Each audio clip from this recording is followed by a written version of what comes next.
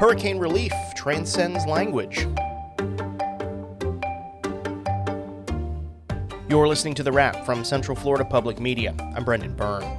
Members of Florida's Hispanic community created the Alianza Center with residents of Puerto Rico who fled the island after it was devastated by Hurricanes Maria and Irma in 2017. Since then, the organization has grown to serve and empower thousands of members in Central Florida.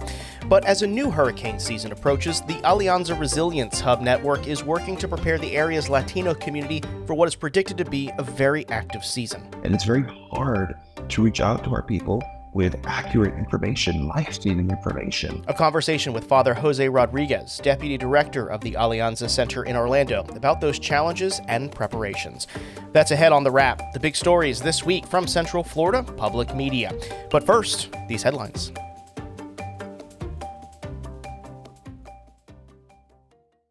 The City of Orlando scheduled a nonpartisan special election in District 5 for May 21st. The West Orlando District includes the neighborhoods of Paramore, Rock Lake, Ivy Lane, and the Mercy Drive corridor. The election is to temporarily fill the seat of City Commissioner Regina Hill. She was suspended earlier this month after being charged with exploiting a 96-year-old constituent. Hill denies any wrongdoing. The City Council set qualifying for Tuesday. Early voting begins May 13th, and a runoff, if required, will be held on June 18th. Candidates must be residents of District 5. They'll have to pay a qualifying fee of about $2,300 or collect 627 signatures. Florida Attorney General Ashley Moody and Republican attorneys general from 5 other states have filed a federal lawsuit seeking to block a Biden administration program that would provide breaks on student loan debt. The lawsuit, filed in Missouri, targets a program known as the Savings on a Valuable Education, or SAVE plan. The lawsuit contends that federal officials have violated a law known as the Administrative Procedure Act and that they moved forward with the program after the U.S. Supreme Court blocked an earlier debt forgiveness effort. Moody says the president can't unilaterally cancel debt. Not just are they asking hardworking Americans, Floridians, to pay off the loans of others. It's unfair. They're doing it after a Supreme Court said you cannot do that. You don't have the authority. Along with Florida, the other states that filed the lawsuit are Missouri, Arkansas, Georgia, Ohio, and Oklahoma. The city of New Smyrna Beach is halting most new development until at least June as it works to understand what's causing stormwater flooding in a Volusia County neighborhood. But as Central Florida Public Media's Lilian Hernandez-Carballo reports, some residents say the restrictions don't go far enough. The moratorium on new developments buys the city time to finish looking into why the Portofino Gardens area of Venetian Bay keeps flooding after just a few inches of rain.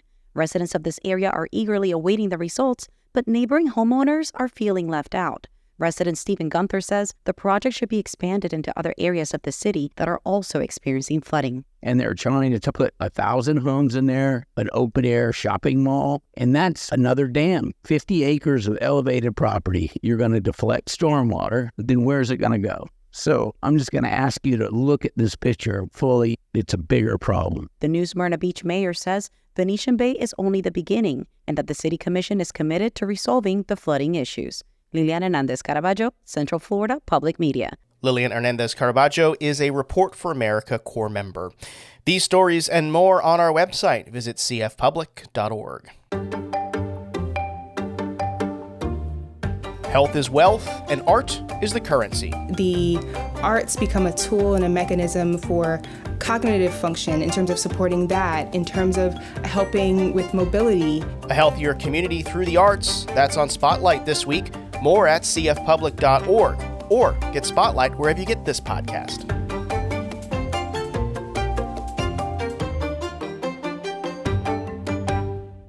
Members of Florida's Hispanic community created the Alianza Center with residents of Puerto Rico who fled the island after it was devastated by Hurricanes Maria and Irma in 2017. Since then, the organization has grown to serve and empower thousands of people in Central Florida. But as we approach a new hurricane season, the Alianza Resilience Hub Network is working to prepare the area's Latino community for what is predicted to be a very active season. This week on Engage, my colleague Sharon Stone spoke with Father Jose Rodriguez, Deputy Director of the Alianza Center in Orlando. He begins the conversation talking about the needs of the community back in 2017. So the biggest impact to our Hurricane Maria families was many of them had never had a plan to come here beyond visiting Disney World. And many of them found themselves here. Strange land, strange place, new language, different opportunities, but not really with a concrete plan because this was never in the cards for them, as though they thought. So I certainly understand the need for the Alianza Center, in 2017 in the aftermath of these storms and historic losses. Why does it still exist today in 2024? Climate change. The climate is changing. Storms are getting more and more violent and more displacing. Island communities worldwide are being displaced. They're being flooded. It's very difficult to build up infrastructure. Puerto Rico still hasn't built up its infrastructure post Maria. And now we're hearing about an Atlantic hurricane season that's going to be worse than any prior one that we have on record. This is very concerning. And this is very much why Alianza is doing this work of one, building resilience, and two, bringing up knowledge or stirring up conversations about the impact that climate change is having, not only on the island population, but the impact it's having on Central Florida. I mean, our summers are getting hotter. You can't see a Disney blog without hearing people complain about the muggy heat.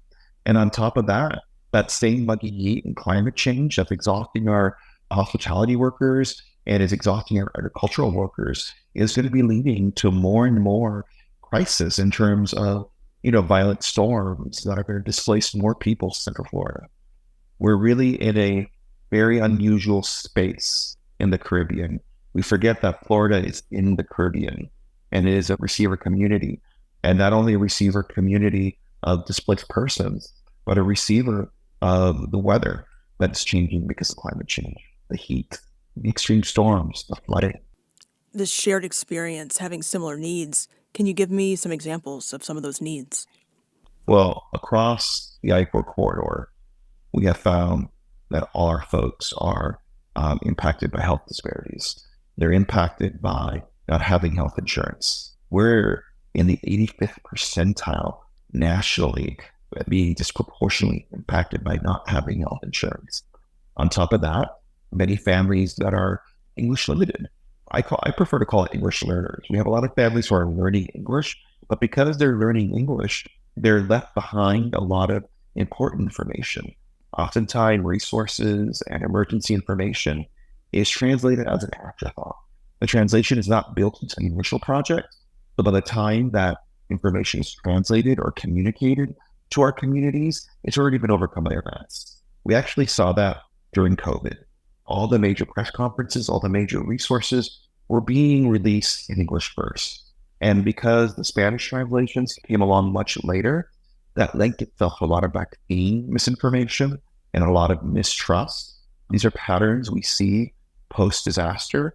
The information is disseminated in English first or made accessible to only a small population first.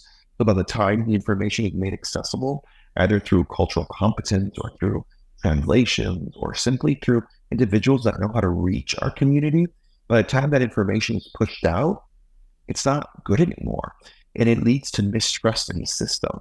And then once people start mistrusting the system and feeling that they have bad information, that becomes a self-fulfilling prophecy where they never trust what comes out. And it's very hard to reach out to our people with accurate information, life-saving information, information that will preserve their households. So really, that's what we're about.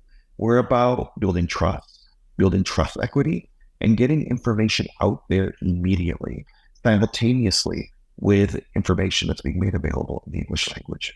How do you even begin to develop trust among people who may feel like, they were burned by their own government's response to disaster? That's simple. That's familia. That's community.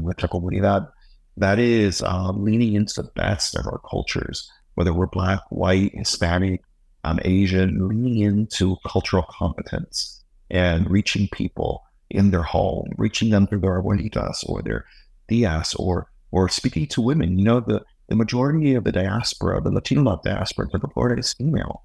So even having the cultural competence to know that when you're speaking to Latinos, you're actually speaking to Latinas because they're the majority.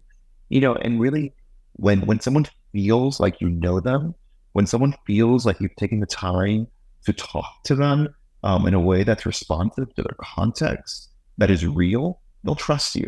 But if someone is hearing you speak to them and they're really hearing you speak at them or to them instead of involving them in a collaboration and a conversation, empowering them to find solutions for everyday problems through actionable means that actually impact people. People know the difference between something thrown at them and something that's been designed with them in mind. And when people see that, we call those detalles. In Espanol, we call them detalles, details. When our Latino folks see the details in the message, they know to trust it. And that's what Alianza is here. We're here to put detalles in the message. That was Father Jose Rodriguez, Deputy Director of the Alianza Center in Orlando, speaking with Central Florida Public Media's Sharon Stone.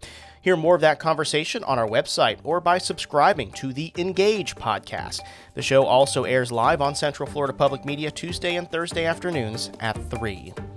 That's it for the wrap this week, but stay listening. A Florida Supreme Court decision paves the way for a ballot initiative aimed at protecting abortion rights here in the state. That campaign, called Yes on 4, kicks off this weekend in Orlando. Central Florida Public Media's Danielle Pryor brings us that story next week. This podcast is produced by Central Florida Public Media with assistance from News Director Latoya Dennis and Digital Director Ryan Ellison. I'm Brendan Byrne. This is The Wrap.